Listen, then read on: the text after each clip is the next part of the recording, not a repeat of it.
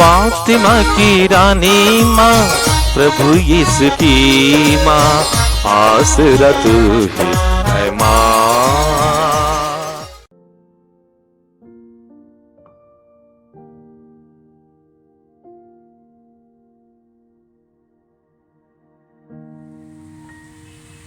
पहला पाठ योग का ग्रंथ, अध्याय 9, पद संख्याएं 1 से 12 और 14 से 16 तक। योग ने अपने मित्रों से यह कहा, मैं निश्चित रूप से जानता हूँ कि तुम लोगों का कहना सच है। मनुष्य अपने को ईश्वर के सामने निर्दोष प्रमाणित नहीं कर सकता। यदि वह ईश्वर के साथ बहस करना चाहेगा तो ईश्वर 1000 प्रश्नों में से एक का भी उत्तर नहीं देगा। ईश्वर सर्वज्ञ और सर्वशक्तिमान है। कौन मनुष्य उसका सामना करने के बाद जीवित रहा? ईश्वर पर्वतों को अचानक हटा देता और अपने क्रोध में उल्टा देता है। वह पृथ्वी को उसके स्थान से खिसकाता और उसके खंभों को हिला देता है। वह नक्षत्रों को ढांकता और उसके आदेश पर सूर्य दिखाई नहीं देता। वह अकेला ही आकाश फैलाता और समुद्र की लहरों पर चलता है। उसने सप्तर्षि, मृग, कृत्तिका और दक्षिण नक्षत्रों की सृष्टि की है। वह महान एवं रहस्यमय कार्य संपन्न करता और असंख्य चमत्कार दिखाता है। वह मेरे पास आता है और मैं उसे नहीं देखता। वह आगे बढ़ता है और मुझे इसका पता नहीं चलता। जब वह कुछ ले जाता है तो कौन उसे रोकेगा? कौन उससे कहेगा, तू यह क्या कर रहा है? मैं उसको जवाब कैसे दे सकता हूँ? उससे बहस करने के लिए मुझे कहाँ से शब्द मिलेंगे? यदि मेरा पक्ष न्याय संगत है और मैं न्यायकर्ता से दया याचना करता हूँ, तब भी मुझे उत्तर नहीं मिलता। यदि वह मेरी दुहाई का उत्तर देता तो मुझे विश्वास नहीं होता कि वह मेरी प्रार्थना पर ध्यान देता है। यह प्रभु की वाणी है। ईश्वर को धन्यवाद। भजन अनुवाक्य। हे प्रभु, मेरी प्रार्थना तेरे पास पहुँचे। हे प्रभु, मेरी प्रार्थना तेरे पास पहुँचे। मैं दिन भर तेरी दुहाई देता हूँ, मैं तुझसे हाथ जोड़ता हूँ। क्या तू मृतकों के लिए चमत्कार दिखाता है? क्या मृतक उठकर तेरी स्तुति करते हैं? अनुवाक्य। हे प्रभु, मेरी प्रार्थना तेरे पास पहुँचे।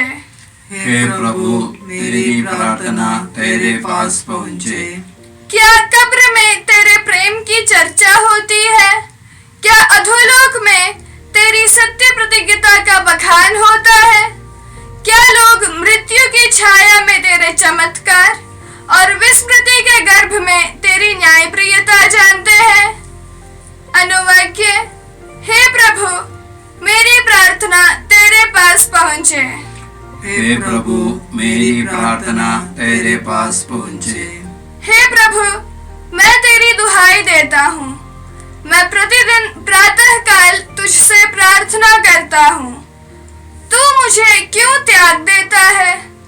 तू मुझसे क्यों मुंह फेर लेता है? अनुवाक्य। हे प्रभु, मेरी प्रार्थना तेरे पास पहुँचे। हे प्रभु, मेरी प्रार्थना तेरे पास पहुँचे। जय घोष। हालेलुया। मैंने सब कुछ छोड़ दिया है और उसे कूड़ा समझता हूँ, जिससे मैं मसीह को प्राप्त करूँ और उनके साथ संपूर्ण रूप से एक हो जाऊं। हालेलुया। प्रभु आप लोगों के साथ हो और आपके साथ भी। संत लूकस के अनुसार प्रभु यीशु मसीह का पवित्र सुसमाचार। प्रभु की जय।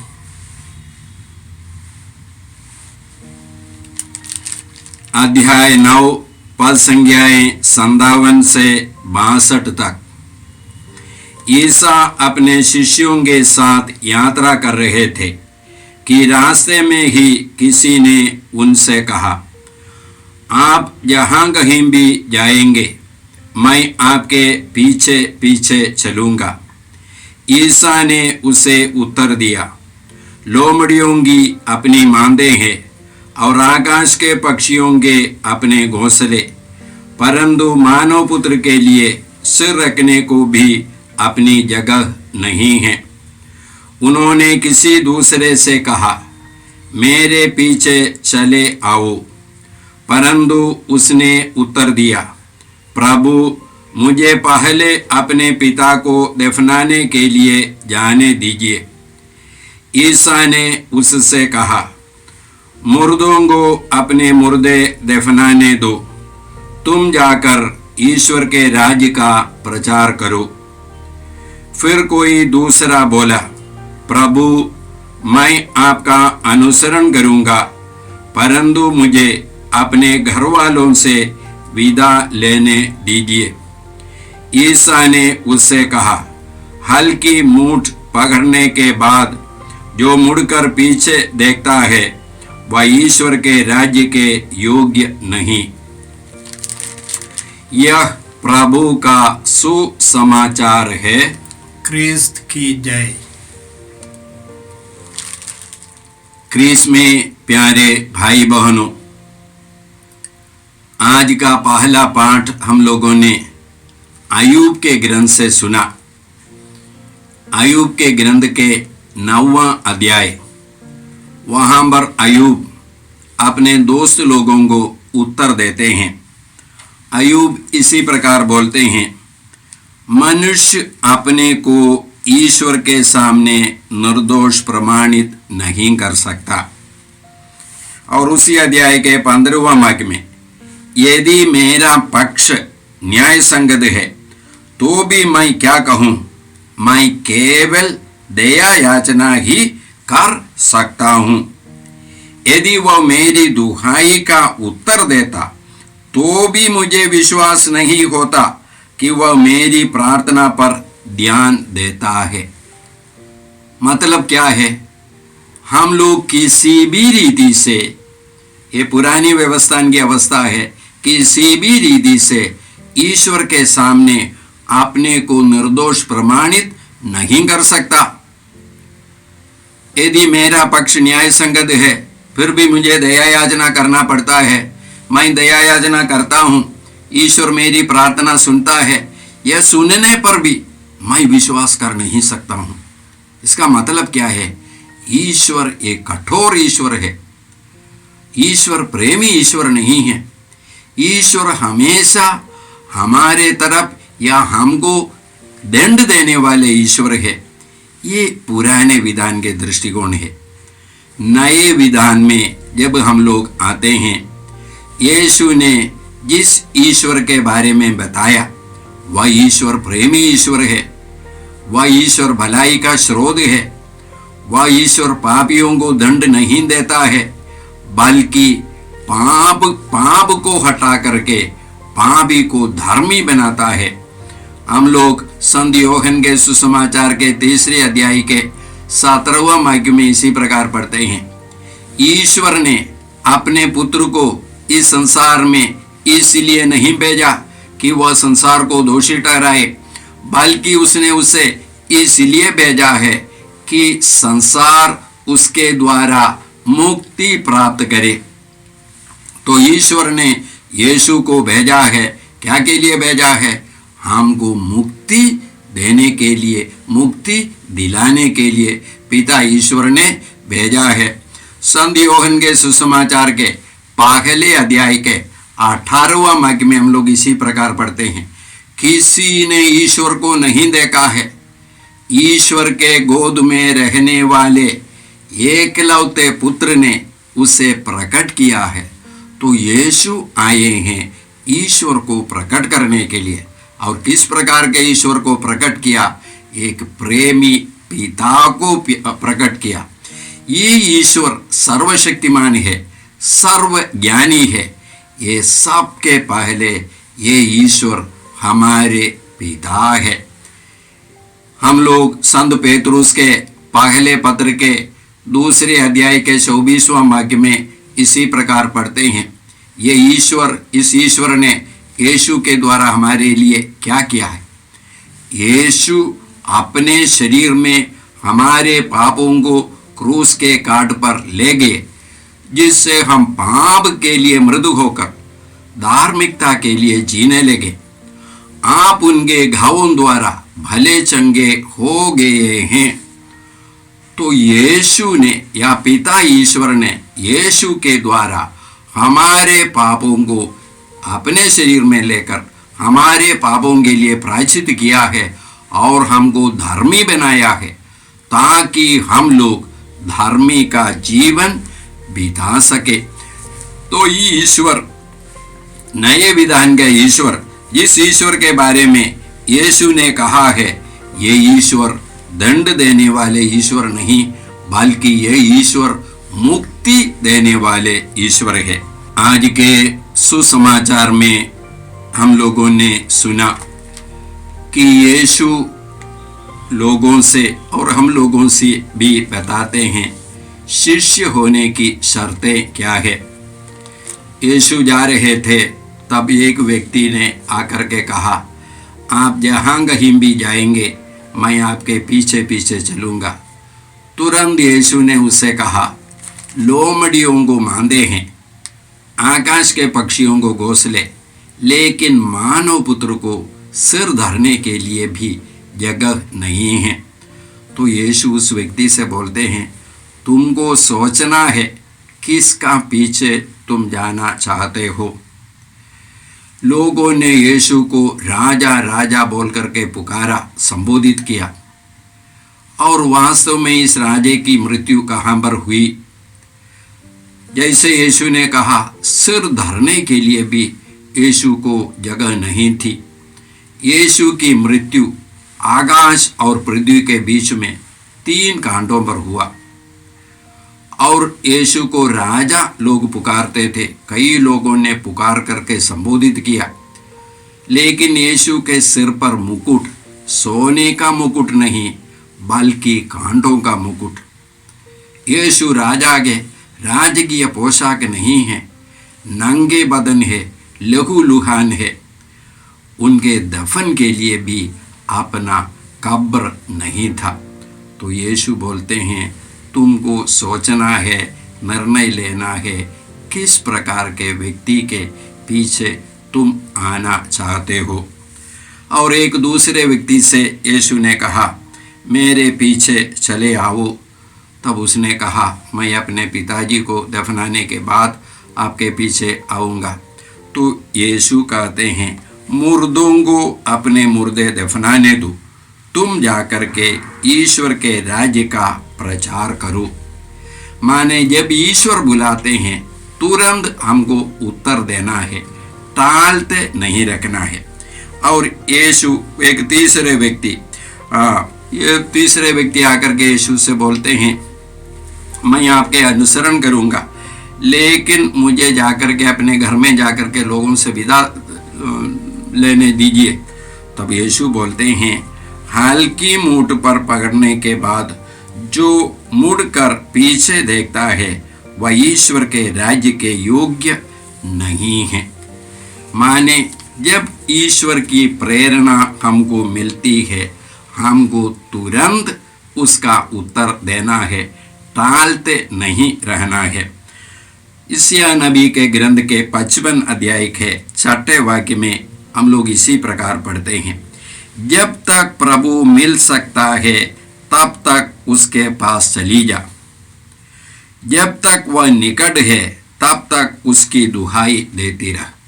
जब तक प्रभु मिल सकता है उसके पास चली जा, जब तक प्रभु निकट है उसकी दुहाई, उसको पुकारते रह।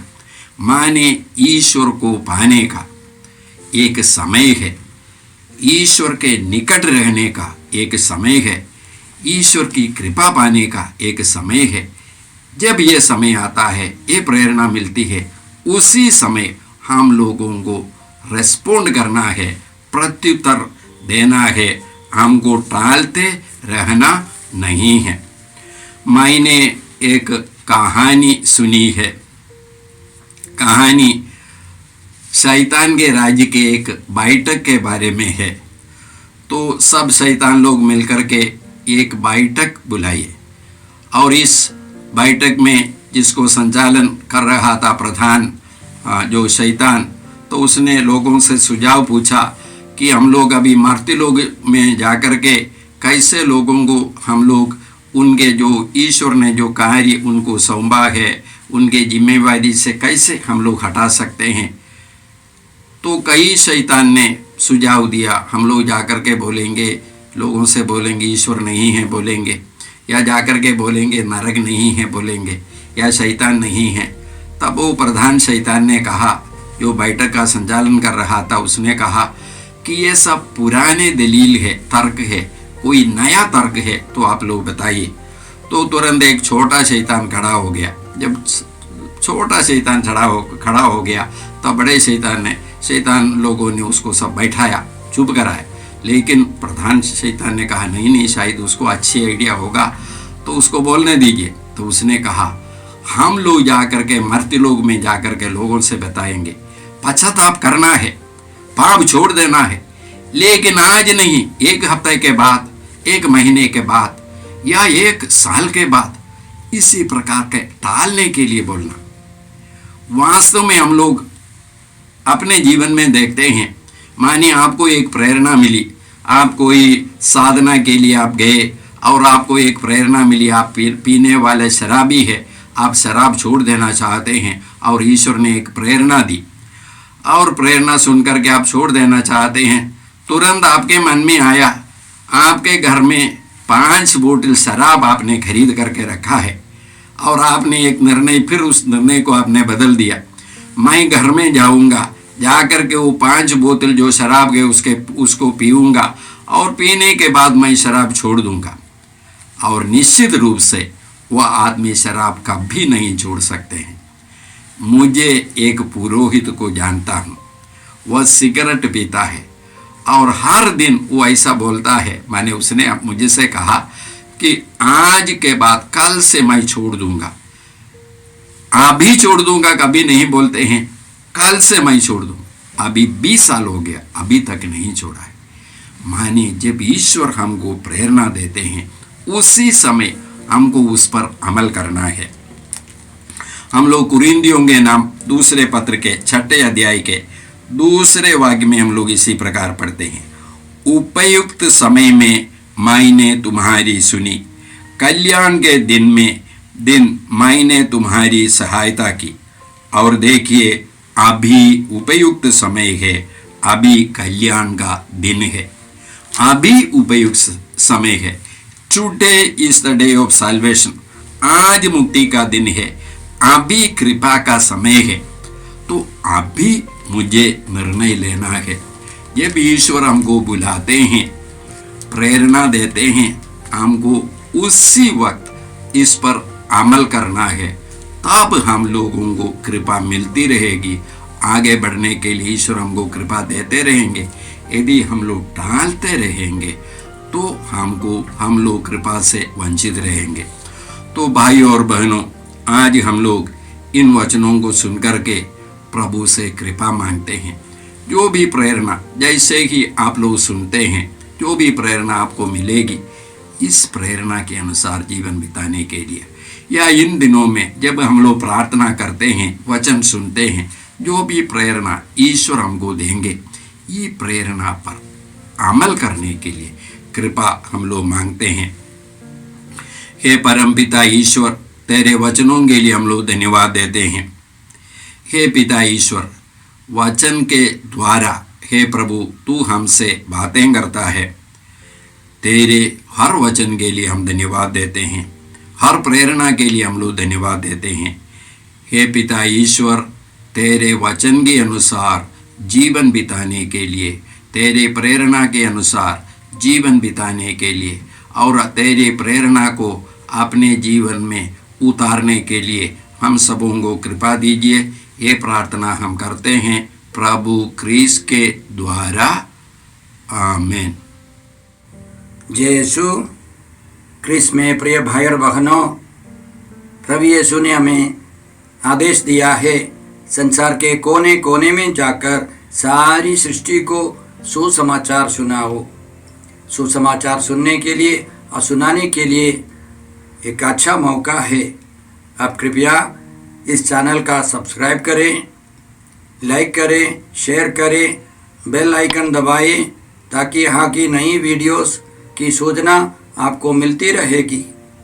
साथ साथ आप दूसरों को भी प्रेरणा दें इसका सब्सक्राइब करने के लिए। याद रखें, कल के मिसा के दैनिक पाठ और उस पर टिप्पणियाँ आज ही दोपहर के बाद हम लोग अपलोड करते हैं। कृपया आज ही उसको सुनकर कल की तैयारी करें। प्रभु यीशु आपको और आपके परिवार को 100 गुनी आशीष देंगे। जय यीशु।